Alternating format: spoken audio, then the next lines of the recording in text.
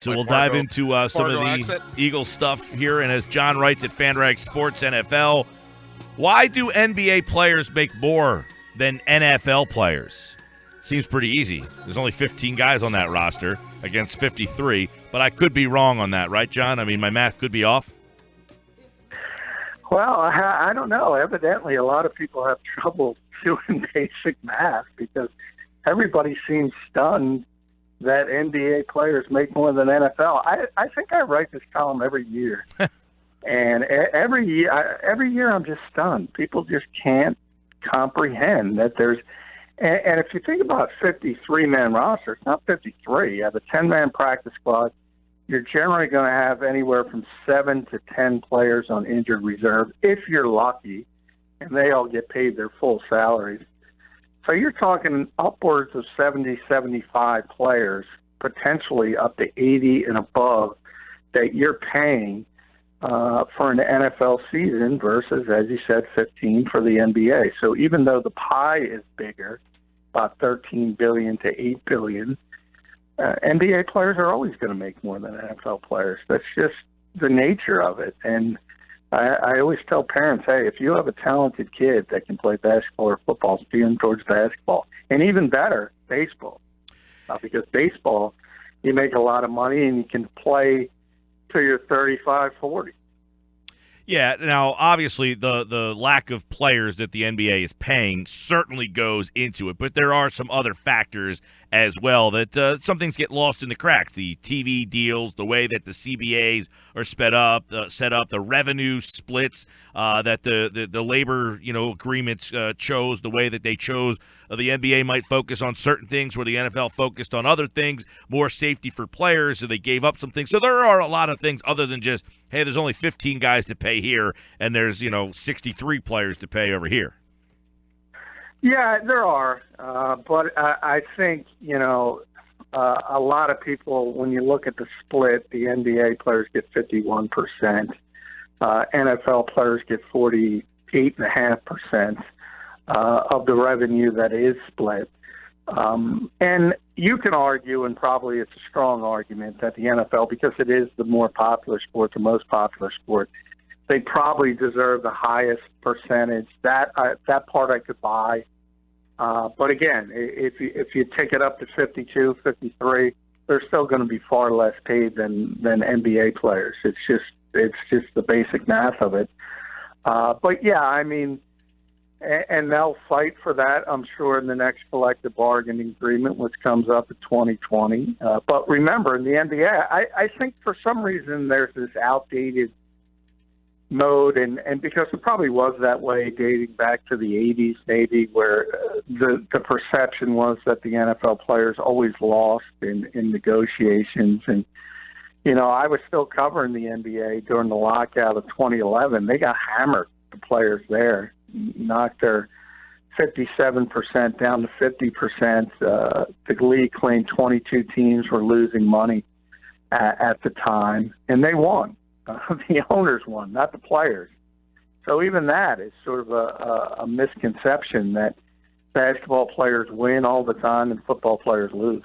John McMullen with us, and we're talking about his column on FanRagSports.com where he says, why do NBA players make more than NFL players? Simply do the math. And I thought you had good things in there, John, about 2,200 to 2,300 players a year in the NFL, the NBA 450 to 500. The numbers quite more significant on the football side as far as the sample size, if you will. But I thought it was also interesting in your column where you get into the players' unions of both sports and the outdated notion that the basketball union fights and the NFL players' union just lays down and plays possum. And your numbers and some of your details there show that that's not the case. Yeah, that's what I was saying with the lockout specifically in 2011 for the NBA players. They took a beating doing that, and their percentage of revenue split, basketball revenue, which BRI on the NBA side was 57% at the time, and now it's 51. It went all the way down to 50, and it's picked back up a bit. So the owners beat the players handily by locking them out back then, and yeah, I mean, that's another sort of, I don't know if you want to call it fake news, whatever term you want to use, but that's always been spun. And obviously I understand that a casual fan's not going to delve into the numbers and understand, but you can argue in the 2011 CBA for the NFL, perhaps not from finances, but the players won a ton of things, especially we always talk about the off-season work and how it's been scaled back. And there's no more contact, for instance, in the off season. There's limited padded practices throughout the entire season.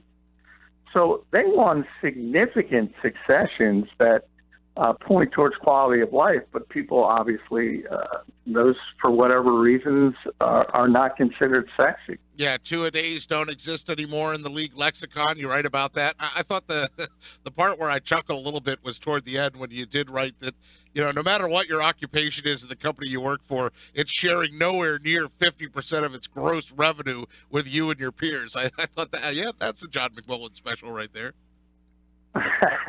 Well, that's there. I mean, it doesn't matter. Whoever's listening, us and everybody who's on there, I guarantee your company is not sharing 50% of its gross revenue with the employees. That's just not how it works in the real world. So professional sports, entertainment, they're highly paid. They're highly paid for a reason because whatever, people constantly use that. And I saw it numerous times on Twitter when you saw some of these NBA contracts and people would make the comparisons of James Harden to teachers who obviously have a much more important job. But, I mean, you got to be realistic as well. And that nobody is paying to sit in the classroom, significant amount of money. Nobody's buying their favorite teacher's jersey or their sneaker. That's just the reality of life. People pay a lot of money to watch professional athletes perform, and that's why they're paid a lot. Yeah, John McMullen's with us. Check out his piece at FanRag Sports NFL, where he writes, "Why do NBA players make more than NFL players?" You're right. It was with the Harden contract and the Curry deal and a lot of these NBA deals that we've seen over the last 2 years, people kind of up in arms because revenue-wise and ratings-wise, the NBA, the NFL is a superior product to the NBA, correct? Yeah, it is. I mean, it's a superior product to every sport, not just the NBA. But the NBA's revenue has exploded since their new television contract. It went up from about $4.8 billion to $8 billion. So that's why you've seen the explosions in salaries. The NFL, it's $13 billion, as I said, and it continues to go up from their standpoint, and hopefully that will continue. Roger Goodell's stated goal, as always says, to get it to $25 billion. I don't know how he's going to do that, but if he is able to accomplish that, players' salaries are going to go up. But it's never going to reach the NBA level because of the numbers and how many players it takes to put together a professional football team. Yeah, there's another aspect of it, too, that sometimes we talk about the NFL guys in that they only play 16 games in the season, where basketball they play 82 games. But a lot of times we forget that those guys are working. They're not just playing games. They're also practicing, 3-4 days a week, and that's not really being factored in a lot when we talk about the pay or lack thereof compared to the NBA. But we look at, they only play 16 games. Why would they get paid as much as NBA guys? But they are practicing throughout the week. It's not like they're just playing on Sunday. Well, not only that, I talked about the scale back all season, and there's still a ton of work. The NFL is not a sport where you can show up after taking 6 months off and play at a high level. I mean, the guys, even when they're not at the facility, have to take care of themselves and have to stay in shape. That's their job, is to get ready to play professional football. And they do a ton of work. I mean, the Eagles receivers and Carson Wentz are out in North Dakota right now working on their profession. Technically, they're off, but they're working, and that's just part of it. You can't be a professional athlete and just lay on the beach for six months. Sounds fun. I would rather I would rather do the latter. But if you can get somebody to pay you to do that, you have the secret to life. You kind of referenced that Alshon Jeffrey and the receivers who Jeffrey tweeted. Fargo, I'm out here for the first time. I keep hearing I have to try a bison burger. Who's got the best one out here? I don't know that you have the answer to that question, but we see this often. The guys go out together and just a little team bonding experience for the Eagles and Carson Wentz and them all flying out there to Fargo together. But good to see that the higher profile guy like Alshon Jeffrey made his way out there, because sometimes those guys decide, you know what, laying on the beach in the summer is more fun than working out with the second and third and fourth team guys trying to make a roster. Yeah, I mean, I don't know how important it is, to be honest, to get a little bit of head start. I'm not sure how much actual work they'll be doing. It's probably more of a camaraderie thing than anything else, but it's good to get some chemistry, and the fact that a guy who's a free agent, high-level free agent, is out there and probably doesn't need to be out there is a good sign. And, you know, it's not Sam Bradford taking them to San Diego, as you mentioned. It's Carson Wentz asking everybody to come to North Dakota, which I have been to Fargo. The people are tremendous. They're very nice. It's and everything of that nature. But I think we'd all agree we'd rather be in San Diego. So it's a positive sign that everybody's out there. John McMullen with us. Yeah, I think the W.C. Fields quote was, on the whole, I'd rather be in Philadelphia, but in this case, Fargo is where they all are convening. Well, John, Mike Gill talked about it, that we're 2 weeks away from training camp, and September 3rd, you write on our website, is when the official 2017 Eagles roster will come out, but you take a stab at it, the 53-man roster, and I guess first and foremost, since we have quarterbacks on our mind, we'll take a look at the quarterback position and who's in and who's out. We certainly know number 11's in, but how many quarterbacks make the roster and who's in and who's out?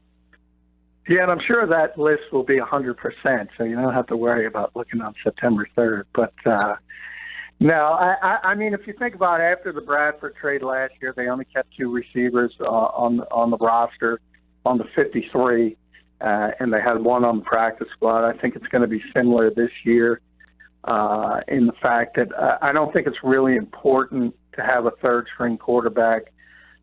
If you get down to that point in the NFL, doesn't matter what team you are, doesn't mean who the starter is, who the backup is. If you're down to your third-string quarterback, you're in trouble in this league. So I think it's a better strategy to keep a better football player that can help you somewhere else on the 53-man roster and keep an extra quarterback on the practice squad. That's what I think the Eagles will ultimately do, and that means Carson Wentz is obviously the starter. Nick Foles is obviously the backup. Yeah, and the running back spot's interesting. You have four guys listed, the four guys I think everybody would pick, but Matthews still can't be cut yet, right? I'm wondering if there's going to be any, gray area there, if he's still hanging around still and not cleared when August comes around. No, there's no gray area. What's going on is just what is the alternative if he is not cleared? If they can't cut him, what happens? Well, they can cut him. They could cut him now, but what they would have to do is place him on injured reserve and then reach an injury settlement. So what they're trying to do is wait for his neck fusion as long as possible. And if he can come to training camp and actually pass a physical, then they can cut him without working out the injury settlement. That's the Eagles' hope. It's just basically sort of a salary cap shell game. If they need to, they'll cut him injured, and then he'll revert to injured reserve, and then you have to work out the injury settlement. So it affects them a little bit on the salary cap, and that's really the only discussion going on. It's not about Ryan Matthews being on the roster or anything of that nature. Your wide receivers, you list 6, but one that is out was drafted. And a lot of times you don't see a guy get drafted and not make the team, and that's Shelton Gibson. But you do have a name on there that is pretty much a wild card and an unknown.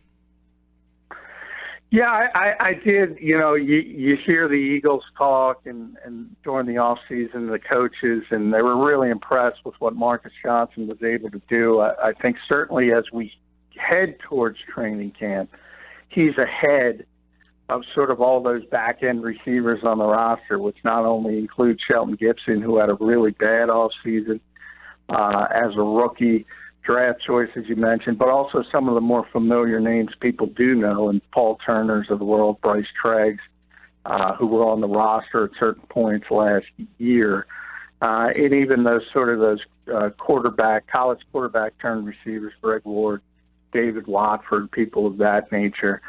I think they're going to keep 6 receivers, and I think the leader in the clubhouse is going to be Johnson.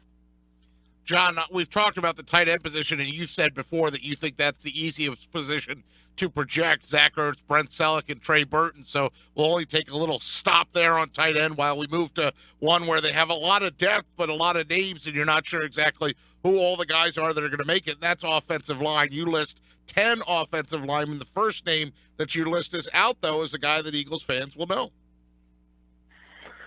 Yeah, well, if you talk about how much depth the Eagles have on the offensive line, and I think Frank Reich was the one who said it in the offseason, he thinks they could put together a starting caliber line with their backups. I think that was a little hyperbole, but they have a ton of talent, and they have guys they're going to cut. There's a number of names that people are going to recognize, and guys who played before. Matt Tobin has played a lot of football for this team. He's not going to make. You got Taylor Hart, who everyone knows from playing defensive line, going to the offensive line. He's not going to be able to make this team.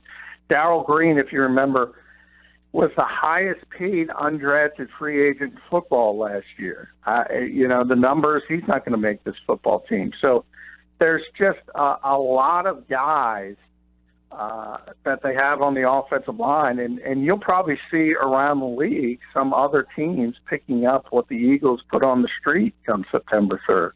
A couple of defensive line big names. Well, I say big names, but guys you'll recognize on the outside looking in for John's 53-man. One was a first-round pick. The other one, Alex McAllister, is a guy that they brought on as a project, and I guess you think that project is about to see its end.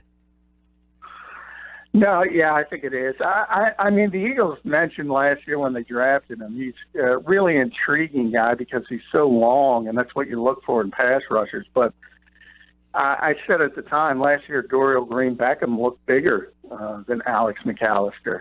That's how slight he is, at 239 pounds. So the mentality was that they would put him, sort of stash him on injured reserve and hope he'd put some weight on and keep some of his quickness, and he showed up for the offseason at, drum roll, 239 pounds. So, he's the same guy. And I don't know if you can play defensive end in this league at that weight at this time. He's just not going to be able to hold up and run support. So I don't know how they find a spot for him. A couple other quickies here. Some surprises in the linebacking spot is that you mentioned that you think Bradham could start the season suspended for a game or two, which would certainly put a little bit of stress on the linebacking core that's already lacking some depth there. So that's number one when you're looking at the linebacking spot. And number two, in the defensive backfield, also Ron Brooks, a pretty important guy before he got hurt last year. You have him not making the team. Yeah, and I haven't seen that could change because Ron wasn't healthy. He's still coming back from that torn quad tendon, so he wasn't healthy in the off season. Maybe if he's able to go early in camp, he could start to make a run because certainly at the roster, certainly the Eagles don't have a ton of depth. But, one guy who always showed up practice after practice just competing and making plays was Aaron Grimes, and he's a slot-type cornerback. And right now, if you ask me who I'd rather have, I would take the guy we haven't seen, and that's Grimes. So, but that could obviously change because if he's healthy, I think that'll be one of those sort of training camp battles to watch. But it remains to be seen if Ron's even healthy. Check out the full 53-man roster projections at 97.3ESPN.com at JFF F. McMullen as well. You can check out all the Eagles stuff there, and his national column at FanRag Sports NFL, where he writes about the disparity in pay between the NBA and the NFL. Check it all out at 973ESPN.com. John, take care, pal.